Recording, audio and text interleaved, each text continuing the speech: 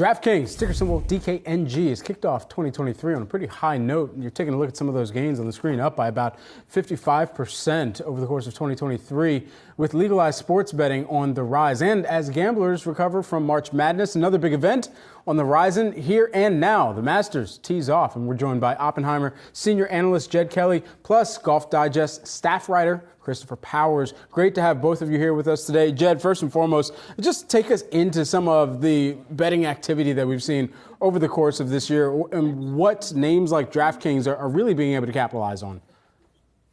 Yeah, so I think we've had pretty robust betting activity to start the year. NFL playoffs were good. March Madness was significantly better than last year, although UConn winning probably wasn't the best outcome for the books, and now we're into the Masters. I think really you mentioned DraftKings being up, 55% this year. What's really driving that is we're seeing improved profitability throughout the industry. You're starting to see the land-based players like BetMGM, Caesars pull back, and DraftKings is really able to start to show profitability. So we think that's what's driving the stock, and more states legalized, and you now have an event like the Masters that's able to engage more bettors.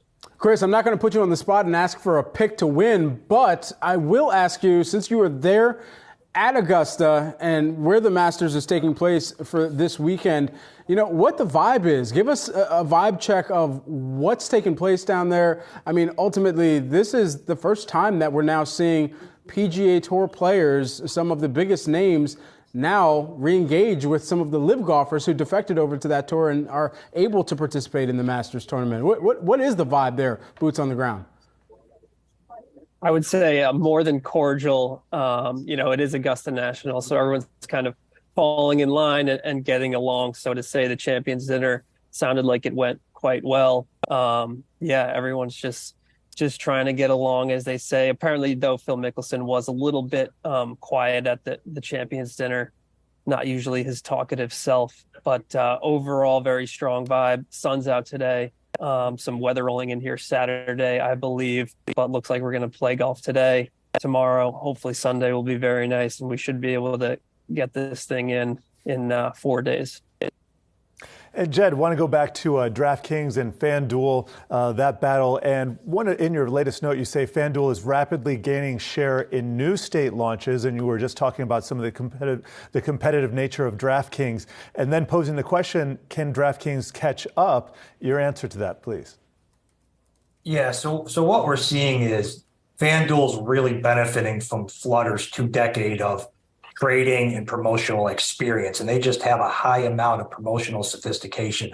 I live in Massachusetts. That state went live last month, and we're really seeing Flutter use a lot of this promotional sophistication to engage bettors and actually drive them down the parlay funnel and do better parlay merchandising. And as you know, that's where the better higher yields are. We actually think this is a good roadmap for DraftKings, because FanDuel is proving that you can actually generate higher yields from customers, engage them, and be able to actually increase your revenue per customer. So we think DraftKings has the capabilities to catch up. We actually think their parlay product is pretty much on par with FanDuel's. It's just, how do you merchandise that customer? How do you engage that customer? And sort of once you kind of take over more of your same game parlay, can you do more merchandising to get bettors more engaged? Speaking of some of those bettors, Chris, I mean, one of the huge thought processes that many bettors have to think about with regard to the event this weekend in the world of golf is the fact that you do have,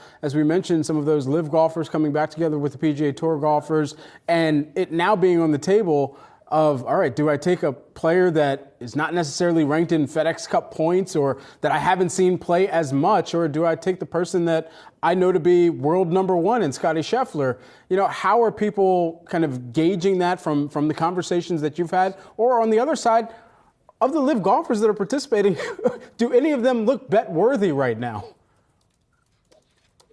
Yes, absolutely. Obviously, Brooks Koepka just won the live event in Orlando this past weekend. Patrick Reed played pretty well there. He's a former Masters champion. I actually made a bet on Patrick Reed this week. He's off to a pretty good start. I would say a lot of bettors did flock to Brooks Koepka. We saw him open at around 70-1, and then he won the live event and literally got cut in half to 35-1, and people were still betting it anyway. He's got great history in the majors. So I would say people were very high on a lot of guys this week. But yeah, that group that's on the screen right now, Scotty, Rory, Rahm, Spieth, I'm on Finau. Yeah, it's everyone's on the live guys, but yeah, I would probably lean with Scheffler to go back to back as tough as that is. That would be some serious history. Only Nick Faldo, Jack Nicklaus, and Tiger Woods have accomplished that feat. But to go back to your original question, people are very high on the live guys. Actually, one live guy just withdrew, Kevin Na. Tough start to the week for him, but so far so good for all the other guys coming over from the Saudi tour. Chris, another question at you here, and forgive me if this is just too basic, but what does golf, the sport of golf, look like without Tiger Woods? We've seen him leave on an interim basis before, and when he comes back, there seems to be a sigh of relief that finally the main attraction is back, selling tickets here. What are some of those other players on the screen that I was just looking at, whose names I don't necessarily know? What are they adding in terms of value to the sport right now? Well, a lot of them, like a Scotty Scheffler, just almost offensively nice type of guy. A lot of these younger guys are extremely nice, not too controversial. And then obviously Tiger comes, the place is packed this week. Phil's here as well. But yeah, it is tough to not have Tiger on a week-to-week basis now. We're going to see him maybe 4 times a year and one other time at Riviera, his event in California.